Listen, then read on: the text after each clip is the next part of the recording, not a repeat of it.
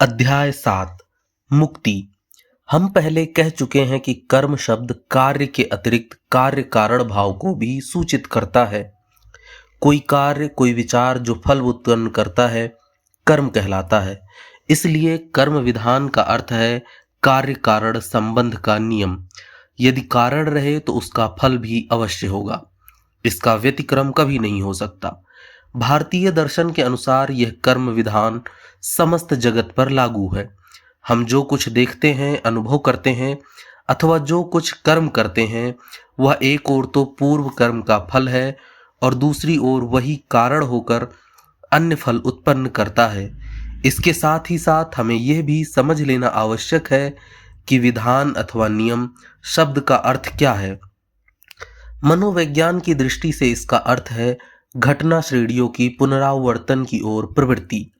जब हम देखते हैं कि एक घटना के बाद कोई दूसरी घटना होती है अथवा दो घटनाएं साथ ही साथ होती हैं, तब हम सोचते हैं कि इस प्रकार सर्वदा ही होता रहेगा। हमारे देश के प्राचीन न्यायिक इसे व्याप्ति कहते हैं। उनके मतानुसार नियम संबंधी हमारी समस्त धारणाएं इसी व्याप्ति के आधार पर होती हैं। अनेक प्रकार की घटना श्रेणियां अपरिवर्तनीय क्रम से हमारे मन में गुथी हुई रहती हैं। यही कारण है कि कभी कभी किसी विषय का अनुभव करते ही वह तुरंत मन के अंतर्गत अन्य कुछ बातों से संबद्ध हो जाता है। कोई एक भाव अथवा हमारे मनोविज्ञान के अनुसार चित्त में उत्पन्न एक तरंग सदैव उसी प्रकार की अन्य तरंगों को उत्पन्न कर देती है।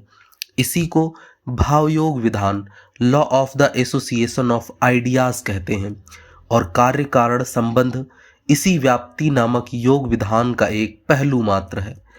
अंतर जगत तथा बाह्य जगत दोनों में नियमत्व अथवा नियम की कल्पना एक ही है और वह यह है, यह आशा रखना कि यह घटना के बाद दूसरी एक विशिष्ट घटना होगी और इस क्रम परंपरा की पुनरावृत्ति होती रहेगी। यदि ऐसा हो तो फिर वास्तव में प्रकृति में कोई नियम नहीं है। कार्यतः यह कहना भूल होगी कि पृथ्वी में गुरुत्वाकर्षण शक्ति है अथवा पृथ्वी के किसी स्थान में कोई नियम विद्यमान है। हमारा मन जिस प्रणाली से कुछ घटना श्रेणियों की धारणा करता है, उस प्रणाली को ही हम नियम कहते हैं और यह हमारे मन में ही स्थित है। मान लो कुछ घटनाएं एक के बाद दूसरी अथवा एक साथ घटी। इससे हमारे मन में यह दृढ़ धारणा हो गई है कि भविष्य में नियमित रूप से पुनः पुनः ऐसा होगा और इस प्रकार हमारा मन यह ग्रहण करने में समर्थ हो गया है कि सारी घटना श्रेणी किस प्रकार घटित हो रही हैं। बस इसी को हम नियमन कहते हैं। अब प्रश्न यह है कि नियम के सर्वव्यापी होने का क्या अर्थ है। हमारा जगत अनंत सत्ता का वह अंश है जो हमारे देश के मनोवैज्ञानिकों के शब्दों में देश काल निमित्त द्वारा सीमाबद्ध है। इससे यह निश्चित है कि नियम इस सीमाबद्ध जगत में ही संभव है, इसके परे कोई नियम संभव नहीं। जब कभी हम जगत की चर्चा करते हैं तो उससे हमारा अभिप्राय है सत्ता का केवल वही अंश जो हमारे मन द्वारा सीमाबद्ध है। केवल इंद्रिय गोचर जगत ही जिसे हम देख, सुन और अनुभव कर सकते हैं, स्पर्श कर सकते हैं, जिसे विचार और कल्पना में ला सकते हैं, नियमों के अधीन है। पर इसके बाहर और कहीं नियम का प्रभाव नहीं, क्योंकि हमारे मन और इंद्रिय गोचर संसार से परे कार्य कारण भाव की पहुंच हो सकती है। जो कुछ भी हमारे मन और इंद्रियों के अतीत है वह कार्य कारण के नियम द्वारा बद्ध नहीं है, क्योंकि इंद्रियातीत पदार्थ में मन का संबंध योग नहीं हो सकता और इस प्रकार के भाव संबंध या भाव योग बिना कार्य कारण संबंध ही नहीं हो सकता। जब यह अस्तित्व सत्ता नाम रूप के बंधनों में जकड़ जाती है, तभी यह कार्य कारण नियम के सामने सिर झुकाती है और तब यह नियम के अधीन कही जाती है, क्योंकि सभी नियमों का मूल है यही कार्य कारण संबंध। अतएव इससे यह स्पष्ट है कि स्वाधीन इच्छा नामक कोई चीज नहीं हो सकती। स्वाधीन इच्छा एक शब्द प्रयोग ही स्वविरोधी है, क्योंकि इच्छा क्या है हम जानते हैं और जो कुछ हम जानते हैं सब इस जगत के ही अंतर्गत है तथा जो कुछ हमारे इस जगत के अंतर्गत है वह सभी देश काल निमित्त के सांचे में ढला हुआ है। अतएव जो कुछ हम जानते हैं या संभवतः जान सकते हैं, वह सभी कुछ कार्य कारण नियम के अधीन है, और जो कुछ कार्य कारण नियमाधीन होता है वह क्या कभी स्वाधीन हो सकता है? उसके ऊपर अन्यान्य वस्तुएं अपना कार्य करती हैं और वह स्वयं भी एक समय कारण बन जाता है। बस इसी प्रकार सब चल रहा है। परंतु जो इच्छा के रूप में परिणत हो जाता है, जो पहले इच्छा के रूप में नहीं था परंतु बाद में देश काल निमित्त के सांचे में पड़ने से मानवीय इच्छा हो गया, वह अवश्य स्वाधीन है। और इस देश काल निमित्त के सांचे से जब यह इच्छा मुक्त हो जाएगी तो वह पुनः स्वतंत्र हो जाएगा। वह स्वाधीनता या मुक्तावस्था से आता है, आकर इस बंधन रूपी सांचे में पड़ जाता है और फिर उससे निकलकर पुनः स्वाधीनता को प्राप्त हो जाता है। प्रश्न पूछा गया था कि यह जगत कहाँ से आया, किसमें अवस्थित है और फिर किसमें इसका लय हो जाता है। इसका उत्तर दिया गया कि मुक्तावस्था से इसकी उत्पत्ति होती है, बंधन में इसकी अवस्थिति है और मुक्ति में ही इसका लय होता है। अतएव जब हम यह कहते हैं कि मनुष्य उसी अनंत सत्ता का प्रकाश मात्र है, तो उससे हमारा तात्पर्य यही होता है कि वह उस अनंत सत्ता का एक अत्यंत क्षुद्र अंश मात्र है। यह शरीर तथा यह मन जो हमें दिखाई देता है, समग्र प्रकृतमान मनुष्य का एक अंश मात्र है, उसी अनंत पुरुष का केवल एक क्षुद्र अंश है। यह सारा ब्रह्मांड उसी अनंत पुरुष का एक अंश है, और हमारे समस्त विधान, हमारे सारे बंधन, हमारा आनंद, विषाद, सुख और हमारी आशा आकांक्षा इसी केवल क्षुद्र जगत के अंतर्गत है। हमारी उन्नति अवनति सभी इस क्षुद्र जगत के अंतर्गत है। अतएव आपने देखा, इस जगत के, इस मन कल्पित जगत के चिरकाल तक रहने की आशा करना और स्वर्ग जाने की अभिलाषा करना कैसी नासमझी है। स्वर्ग और है क्या? हमारे इस जगत की पुनरावृत्ति ही तो है। आप यह स्पष्ट देख सकते हैं कि इस अखिल अनंत सत्ता को अपने इस शांत जगत के समान कर लेने की इच्छा करना कैसी नासमझी की बात है, कैसा असंभव व्यापार है। अतएव यदि कोई मनुष्य यह कहे कि जिस भाव में वह अभी है उसी में चिरकाल तक रहेगा, जो कुछ अभी उसके पास है उसे ही लेकर सदा के लिए विद्यमान रहेगा, अथवा जैसा कि मैं कभी कभी कहा करता हूं, यदि वह आराम पूर्ण धर्म की इच्छा करे तो तुम यह निश्चय जान लो कि वह इतना गिर चुका है कि वह अपनी वर्तमान अवस्था से अधिक उच्च और कुछ सोच ही नहीं सकता। अपनी क्षुद्र वर्तमान परिस्थिति के अतिरिक्त अन्य किसी परिस्थिति की धारणा तक नहीं की जा सकता।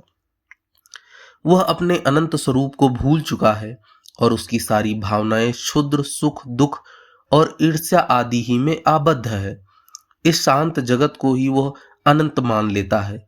केवल इतना ही नहीं, वह इस अज्ञान को किसी भी हालत में छोड़ना नहीं चाहता। एक जोंक के समान वह इस जीवन से चिपका रहता है। प्राण भले ही चले जाएं, पर वह यह तृष्णा कभी नहीं छोड़ेगा। हमारे इस छोटे से ज्ञात संसार के बाहर कौन जाने और कितने असंख्य प्रकार के सुख दुख, जीव जंतु, विधि विधान, उन्नति के नियम और कार्य कारण संबंध विद्यमान है। पर उससे क्या, आखिर वे सब भी तो हमारी अनंत प्रकृति के केवल एक ही भाग मात्र ही हैं। मुक्ति लाभ करने के लिए हमें इस ससीम विश्व के परे जाना होगा। मुक्ति यहाँ प्राप्त नहीं हो सकती। पूर्ण साम्यावस्था का लाभ, अथवा ईसाई लोग जिसे बुद्धि से अतीत शांति कहते हैं, उसकी प्राप्ति इस जगत में नहीं हो सकती, और न स्वर्ग में ही, अथवा न किसी ऐसे स्थान में ही जहां हमारे मन और विचार जा सकते हैं, जहां हम इंद्रियों द्वारा किसी प्रकार का अनुभव प्राप्त कर सकते हैं, अथवा जहां हमारी कल्पना शक्ति काम कर सकती है।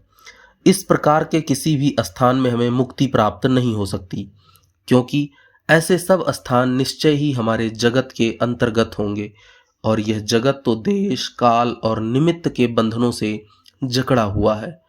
संभव है कुछ ऐसे भी स्थान हों जो हमारी इस पृथ्वी की अपेक्षा अधिक सूक्ष्म हों, जहाँ के सुख भोग यहाँ से अधिक उत्कृष्ट हों, परंतु वे स्थान भी तो हमारे विश्व के ही अंतर्गत होंगे और इसी कारण नियमों की सीमा के भीतर भी होंगे। अतएव हमें इस विश्व के परे जाना होगा और वास्तव में सच्चा धर्म तो वहां आरंभ होता है जहां इस क्षुद्र जगत का अंत हो जाता है। वहां इन छोटे छोटे सुख दुख और ज्ञान का अंत हो जाता है और प्रकृत धर्म का आरंभ होता है। जब तक हम जीवन के प्रति इस तृष्णा को नहीं छोड़ेंगे, इन क्षणभंगुर शांत विषयों के प्रति अपनी प्रबल आसक्ति का त्याग नहीं करते, तब तक इस जगत से अतीत उस असीम मुक्ति की एक झलक भी पाने की आशा करना व्यर्थ है। अतएव यह नितांत युक्ति युक्त है कि मानव हृदय की समस्त उदात्त स्पृहाओं की चरम गति मुक्ति को प्राप्त करने का केवल एक ही उपाय है, और वह है इस क्षुद्र जीवन का त्याग, इस क्षुद्र जगत का त्याग, इस पृथ्वी का त्याग, स्वर्ग का त्याग, शरीर का, मन का एवं सीमाबद्ध सभी वस्तुओं का त्याग। यदि हम मन एवं इंद्रिय गोचर इस छोटे से जगत से अपने आसक्ति हटा लें तो उसी क्षण हम मुक्त हो जाएंगे। बंधन से मुक्त होने का एकमात्र उपाय है सारे नियमों के बाहर चले जाना, कार्य कारण श्रृंखला के बाहर हो जाना। किंतु इस संसार के प्रति आसक्ति का त्याग करना बड़ा कठिन है। बहुत ही थोड़े लोग ऐसा कर पाते हैं। हमारे शास्त्रों में इसके लिए दो मार्ग बताए गए हैं। एक नेति नेति, मतलब यह नहीं कहलाता है, और दूसरा इति इति। पहला मार्ग निवृत्ति का है, जिसमें नेति नेति करते हुए सर्वस्व का त्याग करना पड़ता है, और दूसरा है प्रवृत्ति का, जिसमें इति इति करते हुए सब वस्तुओं का भोग करके फिर उनका त्याग किया जाता है। निवृत्ति मार्ग अत्यंत कठिन है। यह केवल प्रबल इच्छा शक्ति संपन्न तथा विशेष उन्नत महापुरुषों के लिए ही साध्य है। उनके कहने भर की देर है। नहीं, मुझे यह नहीं चाहिए कि बस उनका शरीर और मन तुरंत उनकी आज्ञा का पालन करता है और वह संसार के बाहर चले जाते हैं। परंतु ऐसे लोग बहुत ही दुर्लभ हैं। यही कारण है कि अधिकांश लोग प्रवृत्ति मार्ग ग्रहण करते हैं। इसमें उन्हें संसार में से ही होकर जाना पड़ता है, और इन बंधनों को तोड़ने के लिए इन बंधनों की ही सहायता लेनी पड़ती है। यह भी एक प्रकार का त्याग है। अंतर इतना ही है कि यह धीरे धीरे क्रमशः सब पदार्थों को जानकर उनका भोग करके और इस प्रकार उनके संबंध में अनुभव लाभ करके प्राप्त होता है। इस प्रकार विषयों का स्वरूप भली भांति जान लेने से मन अंत में उन सब को छोड़ देने में समर्थ हो जाता है और आसक्ति शून्य बन जाता है। अनासक्ति के प्रथमोक्त मार्ग का साधन है विचार और दूसरे का कर्म। प्रथम मार्ग ज्ञान योगी का है, वह सभी कर्मों का त्याग करता है। दूसरा कर्मयोगी का है, उसे निरंतर कर्म करते रहना पड़ता है। इस जगत में प्रत्येक मनुष्य को कर्म करना ही पड़ेगा। केवल वही व्यक्ति कर्म से परे है जो संपूर्ण रूप से आत्मतृप्त है, जिसे आत्मा के अतिरिक्त अन्य कोई भी कामना नहीं, जिसका मन आत्मा को छोड़ अन्यत्र कहीं भी गमन नहीं करता, जिसके लिए आत्मा ही सर्वस्व है। शेष सभी व्यक्तियों को तो कर्म अवश्य ही करना पड़ेगा।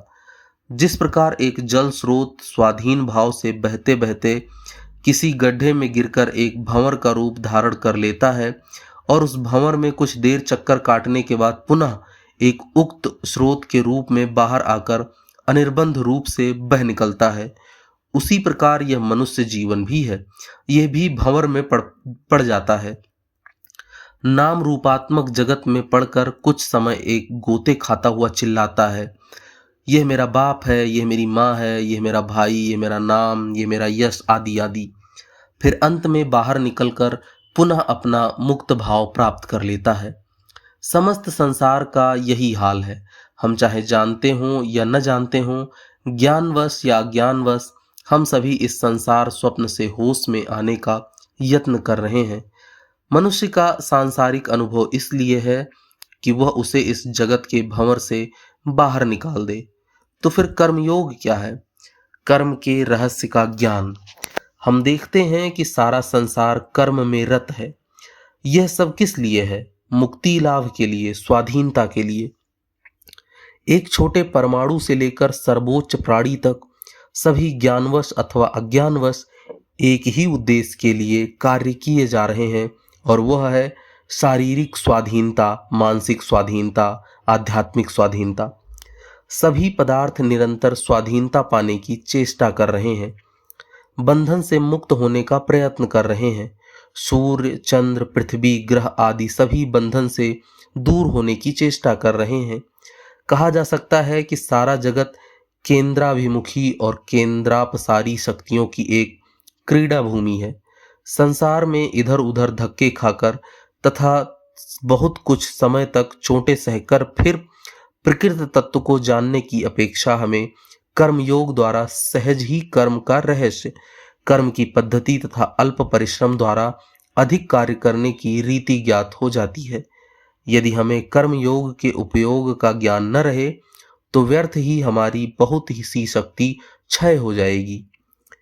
कर्मयोग कर्म की एक विद्या ही बना लेता है। इस विद्या द्वारा तुम यह जान सकते हो कि संसार के समस्त कार्यों का सद्व्यवहार किस प्रकार करना चाहिए। कर्म तो अवश्यम भावी है, करना ही पड़ेगा, किंतु सर्वोच्च ध्येय को सन्मुख रखकर कार्य करो। कर्मयोग हमें इस बात पर विवश कर देता है कि यह दुनिया केवल 2 दिन की है, इसमें से होकर हमें गुजरना ही होगा, किंतु मुक्ति इसके भीतर नहीं है। उसके लिए तो हमें इस संसार से परे जाना होगा। संसार से परे जाने के इस मार्ग को प्राप्त करने के लिए हमें धीरे धीरे परंतु दृढ़ पगों से इसी संसार में से होकर जाना होगा। हाँ, कुछ ऐसे विशेष महापुरुष हो सकते हैं जिनके संबंध में मैंने अभी कहा है, जो एकदम संसार से अलग खड़े होकर उसे उसी प्रकार त्याग सकते हैं जिस प्रकार सांप अपनी केचुली को छोड़कर एक ओर खड़े होकर उसे देखता है। ऐसे विशेष महापुरुष कुछ अवश्य हैं, पर अधिकांश व्यक्तियों को तो इस कर्म बहुल संसार में से ही धीरे धीरे होकर जाना पड़ता है और कर्मयोग उसमें अधिक से अधिक कृतकार्य होने की रीति, उसका रहस्य एवं उपाय दिखा देता है। कर्मयोग क्या कहता है? वह कहता है कि तुम निरंतर कर्म करो, परंतु कर्म में आसक्ति का त्याग कर दो। अपने को किसी भी विषय के साथ एक मत कर डालो। अपने मन को सदैव स्वाधीन रखो। संसार में तुम्हें जो कुछ सुख दुख दिखाई देते हैं वे तो विश्व के अवश्यम भावी व्यापार हैं। दरिद्र, संपत्ति, सुख ये सब क्षणभंगुर ही हैं। वास्तव में हमारे प्रकृत स्वभाव से इनका कोई संबंध नहीं। हमारा प्रकृत स्वरूप तो सुख और दुख से एकदम परे है, प्रत्यक्ष और कल्पना गोचर विषयों के बिल्कुल अतीत है, परंतु फिर भी हमें निरंतर कर्म करते रहना चाहिए। क्लेश आसक्ति से ही उत्पन्न होता है, कर्म से नहीं। जो ही हम अपने कर्म से अपने आप को एक कर डालते हैं, त्यों ही क्लेश उत्पन्न होता है, परंतु यदि हम अपने को उससे पृथक रखें तो हमें वह क्लेश छू तक नहीं सकता। यदि किसी दूसरे मनुष्य का कोई सुंदर चित्र जल जाता है तो देखने वाले व्यक्ति को कोई दुख नहीं होता, परंतु यदि उसका अपना चित्र जल जाए तो उसे कितना दुख होता है। ऐसा क्यों? दोनों ही चित्र सुंदर थे और संभव है दोनों एक ही मूल चित्र की नकल रहे हों, परंतु एक दशा में उस व्यक्ति को बिल्कुल क्लेश नहीं हुआ पर दूसरी में बहुत हुआ। इसका कारण यही है कि पहली दशा में वह अपने को चित्र से पृथक रखता है, परंतु दूसरी दशा में अपने को उससे एकरूप कर देता है। यह मैं और मेरा ही समस्त क्लेश की जड़ है। अधिकार की भावना के साथ ही स्वार्थ आ जाता है और स्वार्थपरता से ही क्लेश उत्पन्न होता है। प्रत्येक स्वार्थपर कार्य और विचार हमें किसी न किसी वस्तु से आसक्त कर देता है और हम तुरंत ही उस वस्तु के दास बन जाते हैं। चित्त का प्रत्येक स्पंदन जिसमें मैं और मेरे की भावना रहती है, हमें उसी क्षण जंजीरों से जकड़कर गुलाम बना देता है। हम जितना ही मैं और मेरा कहते हैं, दासत्व का भाव हम में उतना ही बढ़ता जाता है और हमारे क्लेश भी उतने ही अधिक बढ़ जाते हैं। अतएव कर्मयोग हमें शिक्षा देता है कि हम संसार के समस्त चित्रों के सौंदर्य का आनंद उठाएं, परंतु उसमें से किसी भी एक के साथ एकरूप न हो जाएं। कभी यह न कहो कि यह मेरा है। जब कभी हम यह कहेंगे कि अमुक वस्तु मेरी है तो उसी क्षण क्लेश हमें आ घेरेगा। अपने मन में भी कभी न कहो कि यह मेरा बच्चा है। बच्चे को लेकर प्यार करो, परंतु यह न कहो वह मेरा है। मेरा कहने से ही क्लेश उत्पन्न होगा। मेरा घर, मेरा शरीर आदि न कहो। कठिनाई तो यहीं पर है। शरीर न तो तुम्हारा है, न मेरा और न अन्य किसी का। ये शरीर तो प्रकृति के नियमों के अनुसार आते जाते रहते हैं, परंतु हम बिल्कुल मुक्त हैं, केवल साक्षी मात्र हैं। जिस प्रकार एक चित्र या एक दीवार स्वाधीन नहीं है, उसी प्रकार यह शरीर भी स्वाधीन नहीं है। फिर हम इस शरीर में ऐसे आसक्त क्यों हों? एक चित्रकार एक चित्र बना लेता है और बस चल देता है। आसक्ति की यह स्वार्थी भावना न उठने दो कि मैं इस पर अपना अधिकार जमा लूं। ज्यों ही यह भावना उत्पन्न होगी, त्यों ही क्लेश आरंभ हो जाएगा।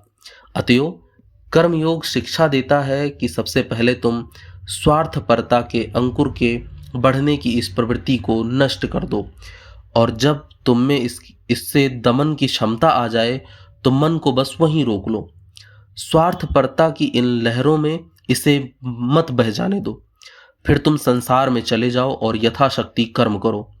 फिर तुम सबसे मिल सकते हो, जहां चाहो जा सकते हो, तुम्हें कुछ भी स्पर्श न करेगा।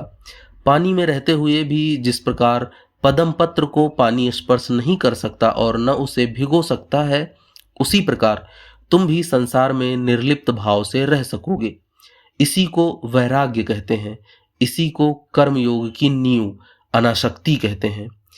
मैंने तुम्हें बताया ही है कि अनासक्ति के बिना किसी भी प्रकार की योग साधना नहीं हो सकती। अनासक्ति ही समस्त योग साधना की नींव है। हो सकता है कि जिस मनुष्य ने अपना घर छोड़ दिया है, अच्छे वस्त्र पहनना छोड़ दिया है, अच्छा भोजन करना छोड़ दिया है और जो मरुस्थल में जाकर रहने लगा है, वह भी एक घोर विषयासक्त व्यक्ति हो। उसकी एकमात्र संपत्ति उसका शरीर ही उसका सर्वस्व हो जाए और वह उसी के सुख के लिए सतत प्रयत्न करे। अनासक्ति बाह्य शरीर पर निर्भर नहीं है, वह तो मन पर निर्भर है। मैं और मेरे की जंजीर तो मन में ही रहती है। यदि शरीर और इंद्रिय गोचर विषयों के साथ इस जंजीर का संबंध न रहे, तो फिर हम कभी भी क्यों न रहें, हम बिल्कुल अनासक्त रहेंगे। हो सकता है कि एक व्यक्ति राज सिंहासन पर बैठा हो, परंतु फिर भी बिल्कुल अनासक्त हो, और दूसरी ओर यह भी संभव है कि एक व्यक्ति चिथड़े में हो, पर फिर भी वो बुरी तरह आसक्त हो। पहले हमें इस प्रकार की अनासक्ति प्राप्त कर लेनी होगी और फिर सतत कार्य करते रहना होगा। यद्यपि यह है बड़ा कठिन, परंतु फिर भी कर्मयोग हमें अनासक्त होने की रीति सिखा देता है। अनासक्ति का संपूर्ण त्याग करने के दो उपाय हैं। प्रथम उपाय उन लोगों के लिए है जो न तो ईश्वर में विश्वास करते हैं और न किसी बाहरी सहायता में। वे अपने अपने कौशल एवं उपायों का अवलंबन करें। उन्हें अपनी ही इच्छा शक्ति, मनःशक्ति एवं विचार का अवलंबन करके कार्य करना होगा। उन्हें दृढ़ता पूर्वक कहना होगा, मैं अनासक्त होऊंगा ही। जो ईश्वर पर विश्वास करते हैं उनके लिए एक दूसरा मार्ग है, जो इसकी अपेक्षा बहुत सरल है। वे समस्त कर्म फलों को ईश्वर को अर्पित करके कर्म करते जाते हैं, इसलिए कर्मफल में कभी आसक्त नहीं होते।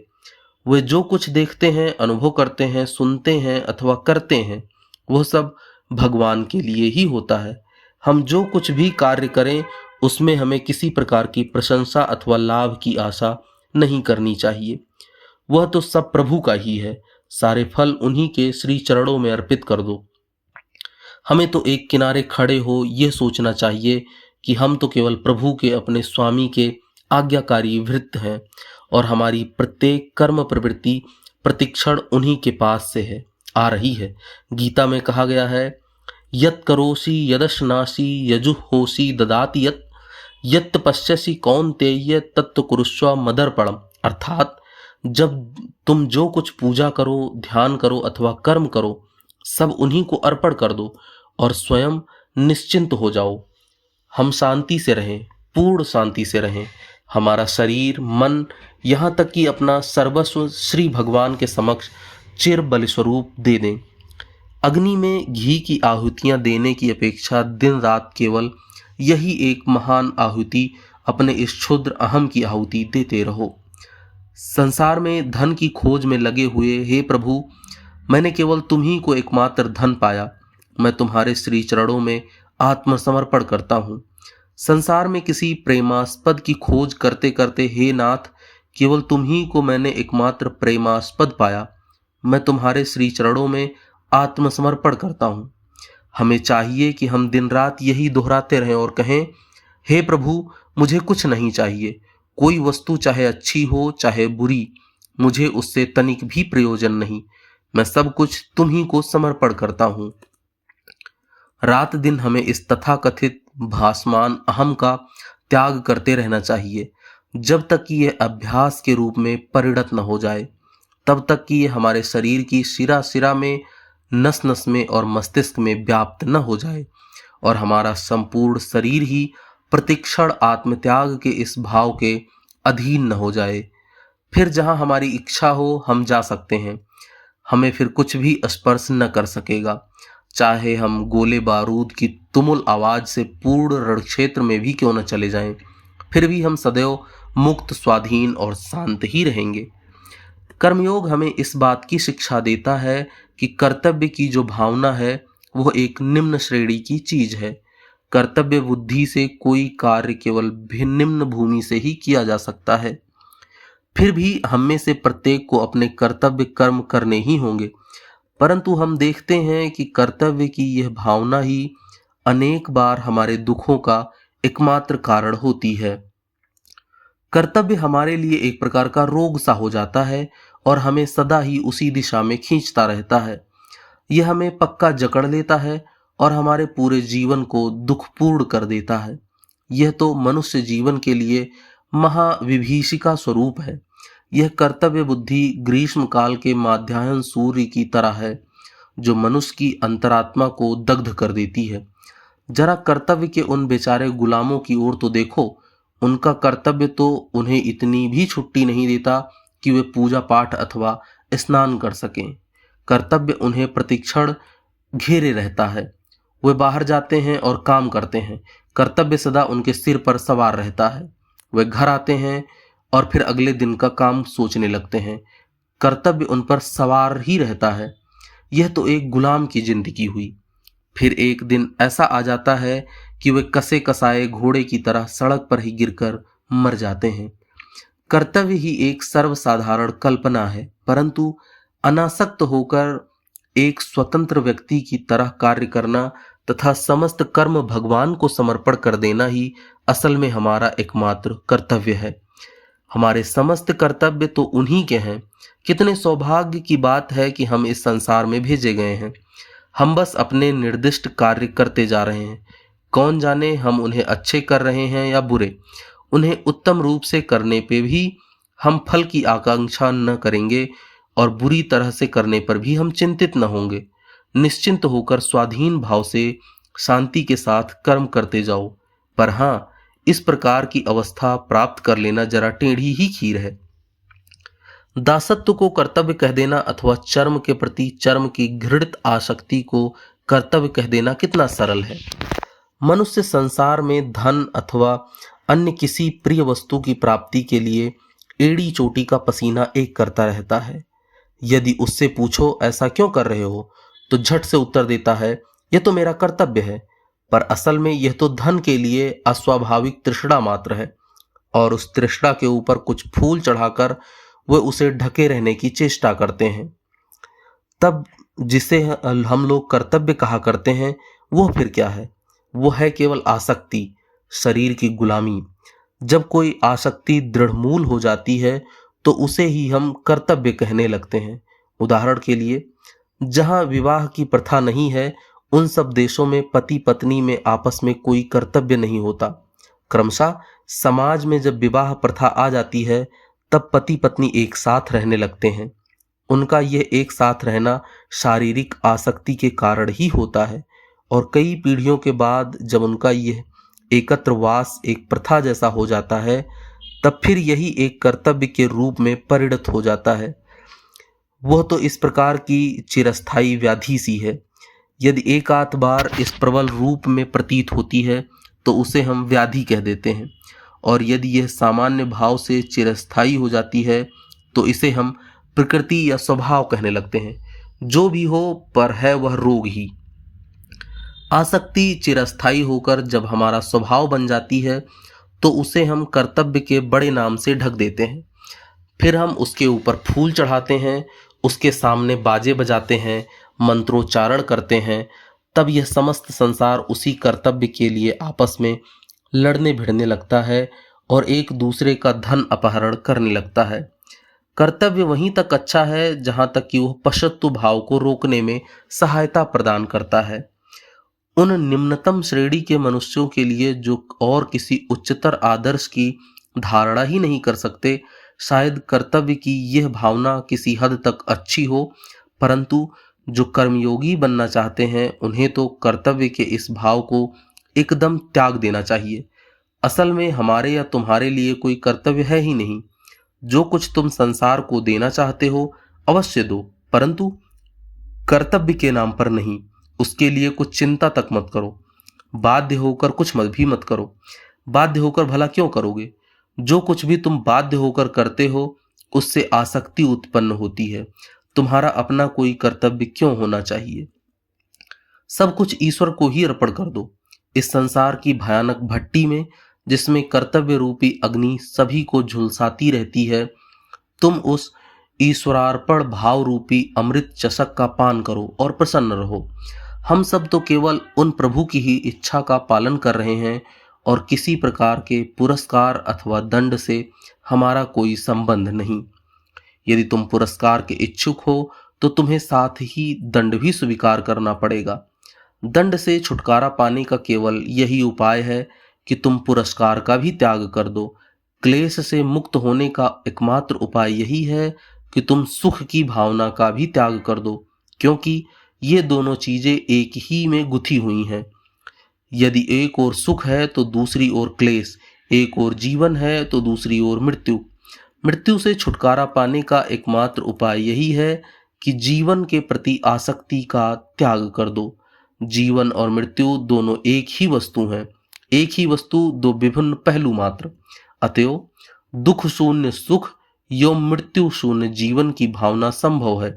स्कूल के छोटे छोटे बच्चों के लिए बड़ी मधुर हो, परंतु एक चिंतनशील व्यक्ति को तो यही प्रतीत होता है कि ये दोनों बातें परस्पर विरोधी हैं और यह समझकर वह इन दोनों का परित्याग कर देता है।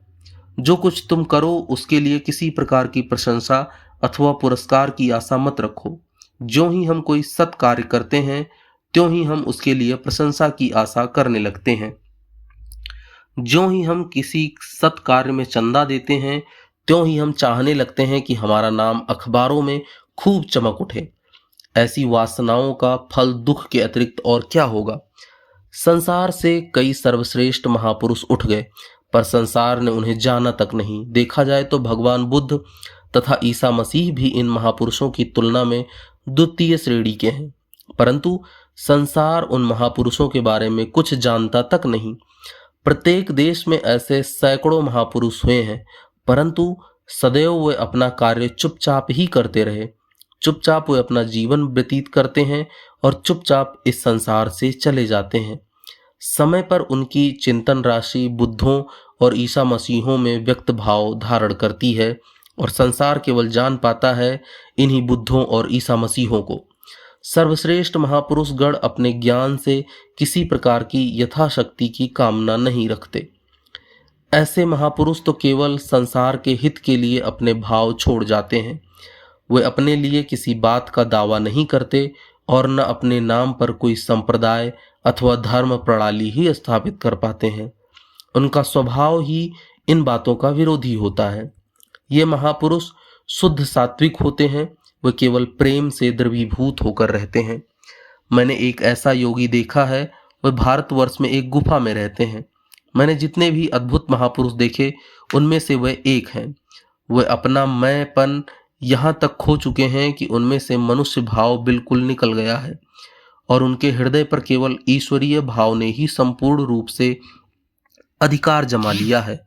यदि कोई प्राणी उनके एक हाथ में काट लेता है तो उसे वे दूसरा हाथ भी दे देते हैं और कहते हैं यह तो प्रभु की इच्छा है। उनके लिए जो कुछ भी उनके पास आता है सब प्रभु से ही आता है। वे अपने को लोगों के सामने प्रकट नहीं करते, परंतु फिर भी वे प्रेम तथा मधुर एवं सत्य भावों के प्रसवण स्वरूप हैं। इसके बाद फिर वे लोग हैं जिनमें अपेक्षाकृत अधिक रजः शक्ति होती है। वह सिद्ध पुरुष के भावों को ग्रहण करते हैं, फिर उनका संसार में प्रचार करते हैं।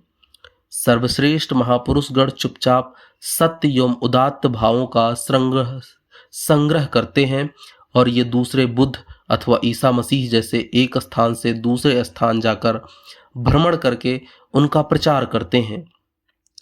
गौतम बुद्ध के जीवन चरित्र में हम पाते हैं कि वह अपने को निरंतर यही कहते आए हैं कि वे 25वें बुद्ध थे।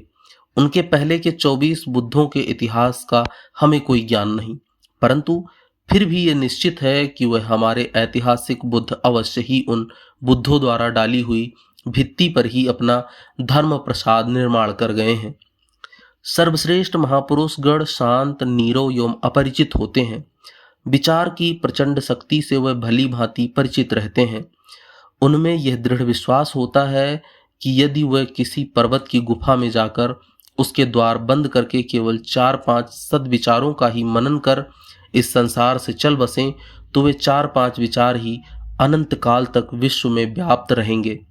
वास्तव में ऐसे विचार पर्वतों को भी चीर कर बाहर निकल आएंगे, समुद्रों को पार कर जाएंगे और सारे संसार में व्याप्त हो जाएंगे।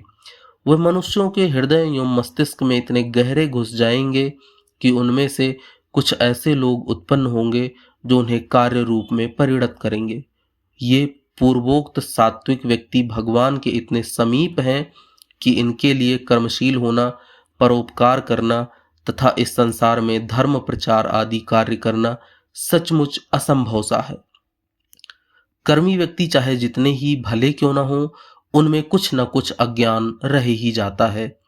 जब हमारे स्वभाव में कुछ न कुछ अपवित्रता अवविष्ट रहती है, तभी हम कार्य कर सकते हैं। कर्म के पीछे साधारणतया कोई हेतु या आसक्ति रहना, यह तो कर्म के स्वभाव में ही है। जो एक क्षुद्र पक्षी के पतन तक पर भी दृष्टि रखते हैं, उन सतत क्रियाशील विधाता के समक्ष मनुष्य भला अपने कार्य की इतनी बड़ाई कैसे कर सकता है। जब वे संसार के छोटे से छोटे प्राणी की भी चिंता रखते हैं, तब मनुष्य के लिए ऐसा सोचना क्या घोर ईश्वर निंदा नहीं है। हमें तो उनके सामने ससंभ्रम नतमस्तक खड़े होकर केवल यही कहना चाहिए, आपकी इच्छा पूर्ण हो। सर्वश्रेष्ठ पुरुष तो कार्य कर ही नहीं सकते, क्योंकि उनमें किसी प्रकार की आसक्ति नहीं होती। जो आत्मा में ही आनंद करते हैं, जो आत्मा में ही तृप्त रहते हैं और जो आत्मा के साथ सदा के लिए एक हो गए हैं, उनके लिए कोई कर्म श्रेष्ठ नहीं रह जाता। यही सर्वश्रेष्ठ मानव है।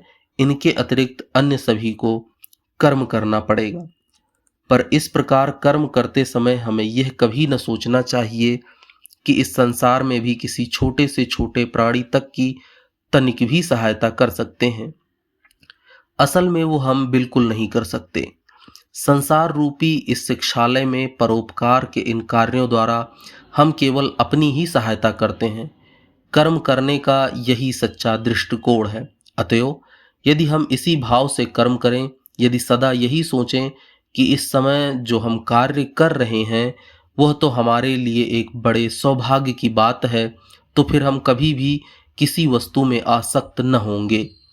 इस विश्व में हम तुम जैसे लाखों लोग मन ही मन सोचा करते हैं कि हम एक महान व्यक्ति हैं, परंतु एक दिन हमारी मौत हो जाती है और बस 5 मिनट बाद ही संसार हमें भूल जाता है। किंतु ईश्वर का जीवन अनंत है। यदि इस सर्वशक्तिमान प्रभु की इच्छा न हो तो एक क्षण के लिए भी कौन जीवित रह सकता है, एक क्षण के लिए भी कौन सांस ले सकता है। वे ही सतत कर्मशील विधाता हैं। समस्त शक्ति उन्हीं की ओर और उन्हीं की आज्ञावर्तिनी है। भयादस्य याग्नि स्पतपाति भयात्पति सूर्य भयादिन्द्रश्च वायुश्च मृत्युधारवती पंचमः, अर्थात उन्हीं की आज्ञा से वायु चलती है, सूर्य प्रकाशित होता है, पृथ्वी अवस्थित है और मृत्यु इस संसार में विचरण करती है। वे ही सब कुछ हैं। हम तो उनकी केवल उपासना मात्र कर सकते हैं। कर्मों के समस्त फलों को त्याग दो, भले के लिए ही भला करो, तभी पूर्ण अनासक्ति प्राप्त होगी। तब हृदय ग्रंथि छिन्न हो जाएगी और हम पूर्ण मुक्ति प्राप्त कर लेंगे। यह मुक्ति ही वास्तव में कर्मयोग का लक्ष्य है।